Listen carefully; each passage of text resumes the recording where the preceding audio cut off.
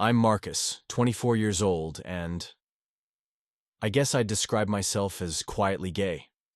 Not out to everyone, just a few friends I trust, and even then, I never go too deep. It's easier that way. I've learned how to keep certain parts of myself tucked neatly out of sight, especially around people who might not understand, like Bryce. We've been friends since high school. He's the kind of guy who can walk into a room and have everyone laughing within 5 minutes. Loud, goofy, confident. Total opposite of me, but somehow it works. He's 25 now, just a year older. And he's always been the guy people gravitate toward.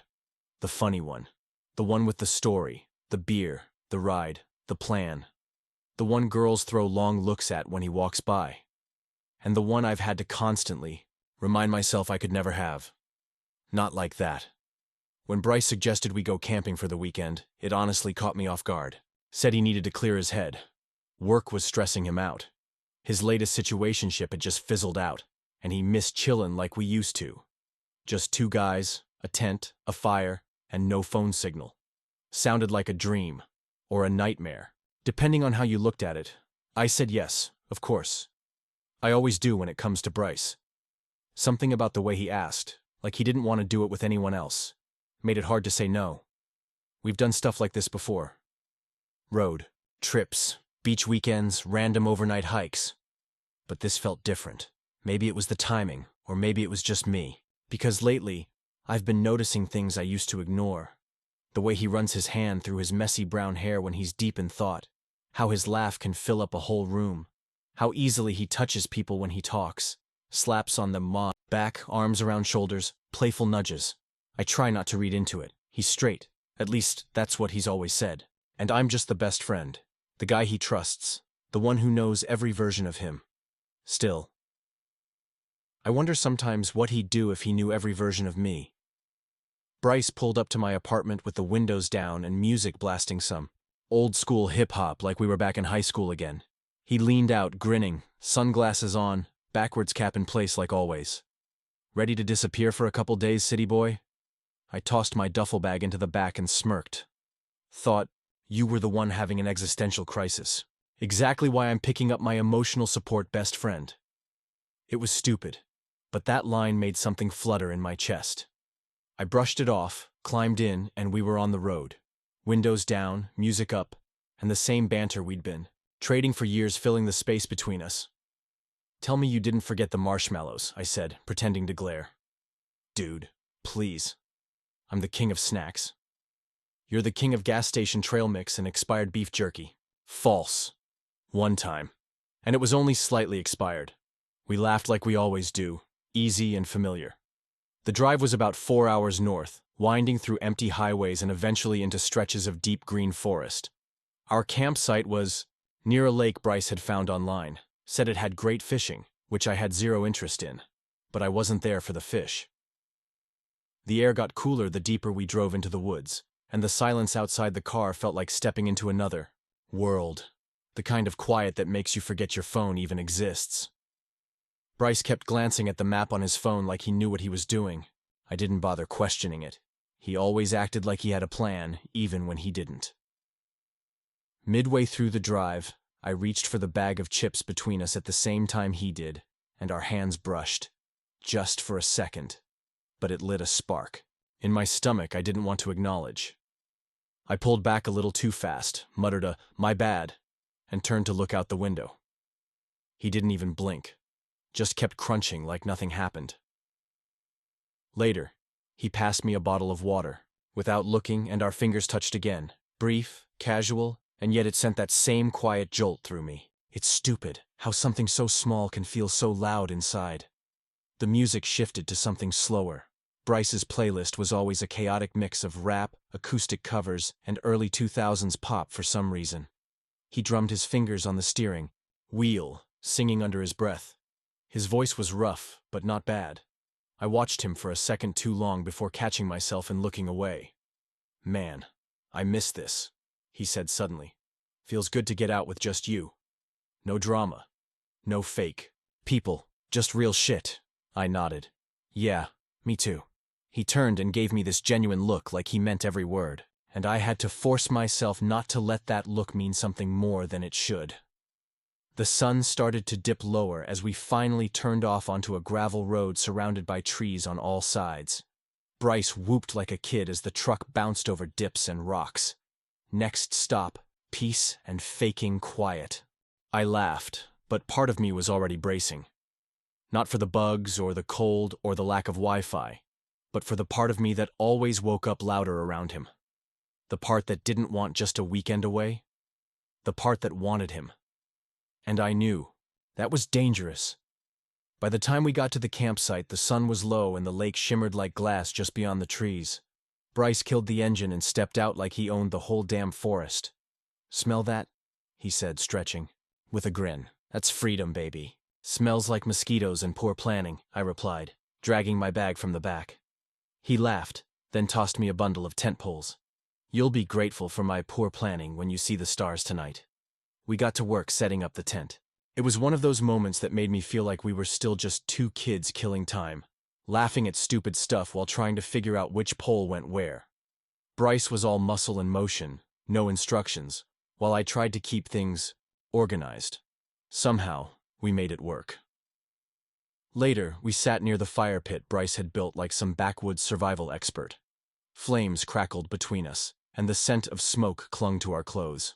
He handed me a slightly charred hot dog on a stick, proud of his culinary masterpiece. "To five-star cuisine," he said, raising his can of cheap beer. I clinked mine against his and took a sip, the firelight painting his face in flickering gold. For a while, we just sat in silence, chewing, drinking, letting the quiet settle in. It wasn't awkward. With Bryce, it never was. Then he leaned back on his elbows and looked up at the sky. "Damn. You were right. The stars are insane. Out here." I followed his gaze. The sky stretched wide above us, a million pinpricks of light scattered across endless black. It was the kind of view that made you feel small, but in a comforting way. Bryce exhaled slowly. "I think I needed this more than I thought." "Rough week?" "Rough year," he muttered, then paused. "I didn't tell you everything about me and Amanda." I glanced over. "Yeah?" "She didn't just ghost me. I found out she was seeing someone else, while we were still together." I winced. "Damn, man. I'm sorry." He shrugged, but the tightness in his jaw gave him away. "It's whatever. I mean, I thought she was different, you know? I've dated a lot, but that one, I really thought it was going somewhere." "You don't talk about that kind of stuff much," I said. "Yeah, well, guess you're the only one I trust not to make it a whole thing." That hit me harder than it should have. I looked at him, really looked, and for a second, he wasn't the loud, confident guy everyone else knew. He was just Bryce. Tired eyes, guarded heart, trying to laugh his way through pain. "You're a good guy, Marcus," he said suddenly, eyes flicking toward me. "One of the only real ones I know." I wasn't expecting that. I smiled, unsure what to say. Then he added, "If I was smart, I'd try to be more like you." That one stopped me. The way he said it, soft, sincere, eyes holding mine a second too long, it made my chest tighten. My stomach flipped in that familiar way it always did when he got too close. I looked away, down at my hands. "You're not so bad yourself." "Bryce," he snorted and reached for another beer. "Nah, I'm a mess, but you stick around anyway." "Guess I'm loyal like that." He smiled at the fire, then yawned and stretched out on the ground beside me, using his jacket as a pillow. "You ever think about how weird life is?" he murmured, voice slurred slightly. "Like, you grow up thinking everything's gonna make sense eventually, but it just keeps getting messier." "Yeah," I said quietly. "All the time." The fire crackled. He didn't say anything else. A few minutes later, I realized he'd fallen asleep, his chest rising and falling slowly. Beside me, one arm rested just inches from mine. I stayed there a while, staring into the flames, listening to the night, trying not to feel everything I was feeling, because he'd just opened a door. And part of me was scared to find out what was on the other side. The sun broke through the trees early, warming the tent before I was ready to wake up. Bryce was still passed out beside me, one arm flung across his face, mouth slightly open, chest rising and falling in a slow, peaceful rhythm. I turned over, careful not to wake him, and stared at the ceiling of nylon above me, my mind already racing. That conversation last night, the look in his eyes, the way he talked to me. It hadn't felt casual. But I couldn't let myself read too much into it. I'd made that mistake before. He eventually stirred, groaning and rubbing his face. "Remind me not to drink that much. Beer in the woods," he muttered, voice hoarse. I passed him a bottle of water from my pack and smirked. "Yeah, you were about 2 sips away from confessing your sins." "Pfft. I don't have any," he said, smirking back. After breakfast, instant oatmeal and half-burnt bacon, we laced up our boots and hit the trail that looped around the lake. It was one of those crisp, quiet mornings where the air smelled like pine and everything felt still. We talked as we walked, mostly about dumb things, old classmates, TV shows, the one time Bryce got his truck stuck in a ditch and blamed it on suspicious terrain. As we climbed a rocky path, he reached back instinctively to offer me a hand. I hesitated for half a second, then took it. His grip was strong and warm, fingers closing around mine like it was nothing, just something we did. When we reached a small clearing by the lake, Bryce stripped off his shirt and tossed it on the grass. "Come on," he said, already wading into the water. "You can't come out here and not jump in." "You're insane," I called after him. "It's freezing." "Live a little, Marcus." I rolled my eyes, but eventually gave in and followed. The water was icy and shocking, but it made me laugh, really laugh, as Bryce splashed me in the face and swam lazy, circles around me. He dunked me once, and when I came up, gasping and sputtering, I shoved him hard, both of us laughing like kids. We swam for a while, then sat on a sun-warmed rock drying off, the lake sparkling behind us. Bryce leaned back on his elbows, drops of water still clinging to his chest. I stole a glance, then looked away. He noticed. "What?" he asked, grinning. "Nothing," I said too fast. He narrowed his eyes, amused. "You're acting weird," I forced a laugh. "Maybe you gave me hypothermia." He let it go, but the energy between us shifted slightly, like we were both aware of something we weren't ready to say. Later that evening, back at camp, we cooked again, this time over the fire, quieter than the night before. No big talks, just soft conversations and comfortable silence. As the sun dipped below the trees, the temperature dropped fast. I was pulling on a hoodie when Bryce tossed me an extra blanket from the tent. "It's gonna be brutal tonight," he said. "Hope you don't mind some body heat." I tried to play it cool. "Not unless you snore." He gave me a look. "You know I snore." Inside the tent, it was colder than expected. We both slid into our sleeping bags, but after a few minutes of shivering, Bryce scooted closer, pulling his blanket over both of us. "This is strictly survival," he joked, but his voice was soft. "Strictly," I murmured, heart pounding, as his shoulder touched mine. We laid like that in the dark, close, but not quite touching beyond what necessity allowed. I could feel his breath, hear the faint rustle every time he shifted. It would have been so easy to close that last inch of space between us.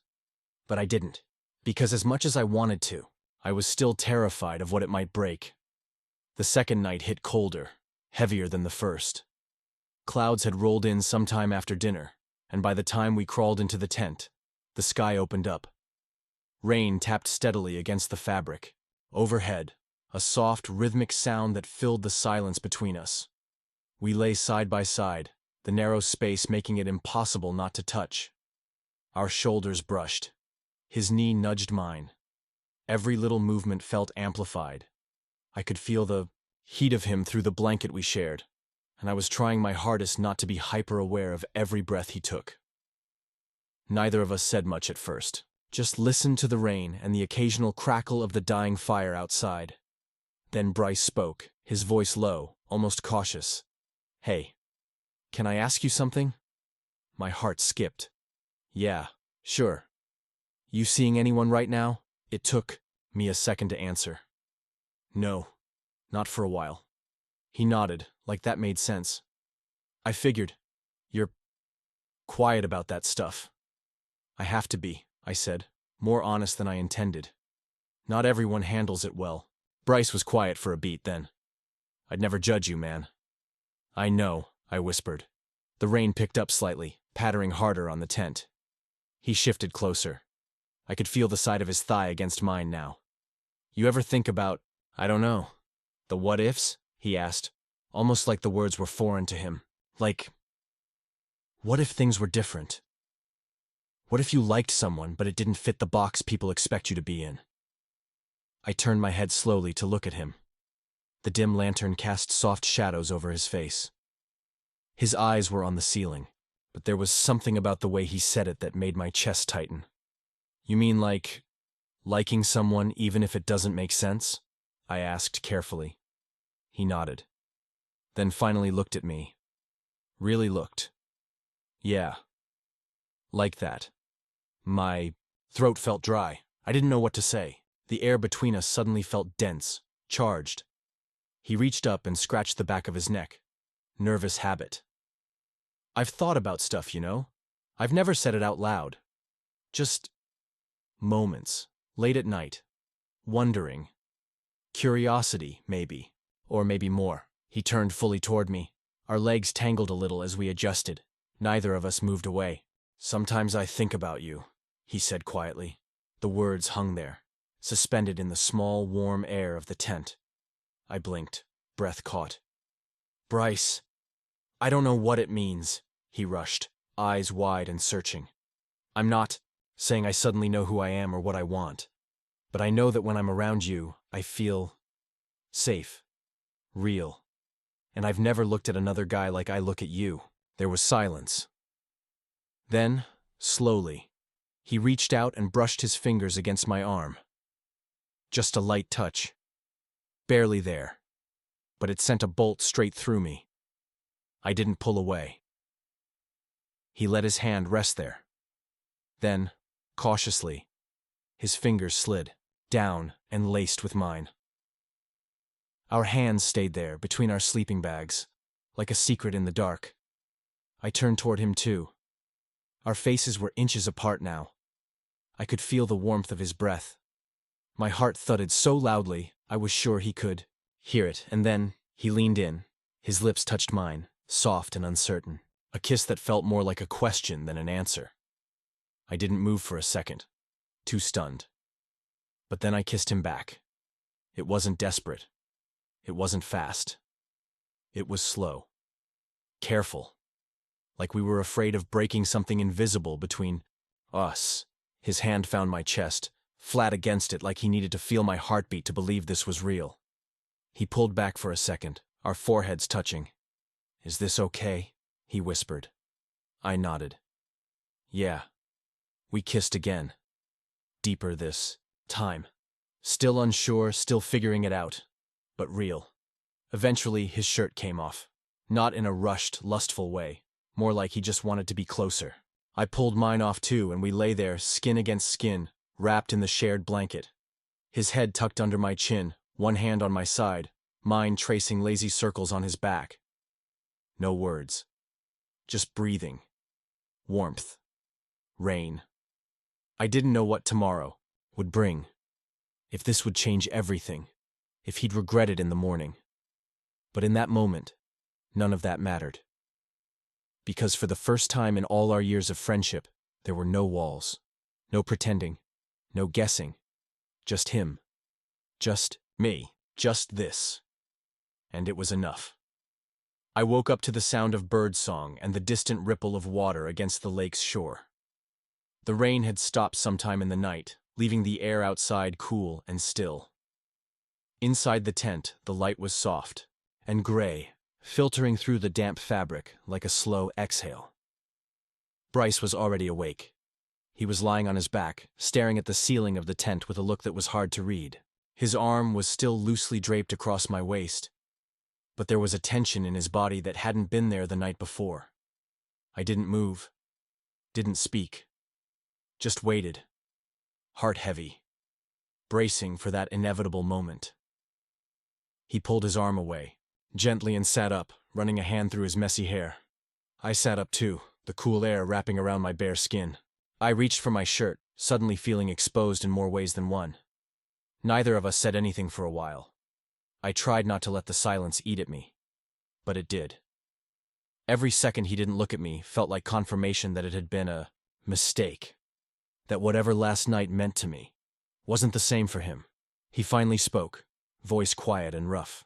"That wasn't nothing, right?" I looked up, surprised. "No, it wasn't." He nodded, still not looking at me. "Okay, good. I didn't want to pretend it didn't happen." My chest eased, just a little. He glanced at me then, really looked at me, and there was something softer in his eyes now. His hand reached across the narrow space between us and touched mine. A light graze, tentative but deliberate. "I don't know what it means," he said. "I'm not gonna lie and say I've got it all figured out. I'm not even sure how to talk about it without sounding like a mess." "You don't have to explain it all right now," I told him. "But I just needed to know. You didn't regret it." He shook his head. "I don't. I was scared I would when I woke up. But I don't." We sat there in silence again. But it was different now. Not awkward. Just processing. "I've never felt that close to anyone before," he said. "Not even with Amanda. It wasn't just about curiosity or messing around. It felt like something." I let myself smile. "Yeah, it did." He leaned his shoulder against mine and exhaled. "I don't know what happens next, but I'm not going to run from this. From you." And just like that, the fear that had wrapped itself around my chest loosened. We were still figuring it out, but he hadn't pulled away. He was still here. That was enough, for now. We broke camp in near silence, but not the kind that felt uncomfortable. It was reflective. Calm. Like neither of us wanted to disturb whatever fragile thing we'd built the night before. Bryce moved a little slower that morning, more thoughtful in the way he packed up the tent, more quiet as he rolled up the sleeping bags. Every now and then our eyes met and he'd give me this small, tired smile, one that said, "Yeah, I'm still here." The drive back was nothing like the one going in. No blasting music, no wild jokes. Just long stretches of road and the occasional exchange of soft words. We talked about the trail, about how good the fire had been, how we should do it again sometime. We didn't say anything about that night directly, not yet. But it hovered between us, warm and heavy like the air after a storm. We stopped for gas just outside the edge of town. Bryce filled up while I leaned against the car, watching the clouds clear overhead. When he slid back into the driver's seat, he paused before starting the engine. He looked over at me, eyes serious. "You good?" I nodded. "Yeah. You?" He didn't answer right away. Just reached out and took my hand. It wasn't some dramatic gesture. It was quiet. Simple. His fingers found mine like they belonged there, and he didn't let go until the light turned green and traffic behind us started moving again. That touch said more than words ever could. The city started to fill back in. Around us, traffic lights, fast food signs, the familiar rhythm of everyday life. It felt strange, almost like stepping back into a world that hadn't changed, even though I had. I stared out the window, watching it all go by, and thought about how different everything suddenly felt. Not in some movie-ending kind of way, but in the way where something shifts inside you, and even if you can't explain it yet, you know you're not the same person you were before. Bryce pulled into my apartment's parking lot and cut the engine. We sat there for a moment, the engine ticking as it cooled. "I don't know how to label any of this," he said finally. "I don't even know what to tell myself yet." "You don't have to," I replied. "We don't have to rush it," he nodded. "But I want to keep figuring it out. With you." I smiled. "Yeah, me too." We didn't kiss. There was no dramatic goodbye. Just one more look, long, full of everything we weren't saying. And then I got out of the car. As I walked toward my door, I glanced back once. He was still sitting there, watching me, that same small smile on his face. And all I could think was, I went camping with my straight friend. But I came back with something else entirely.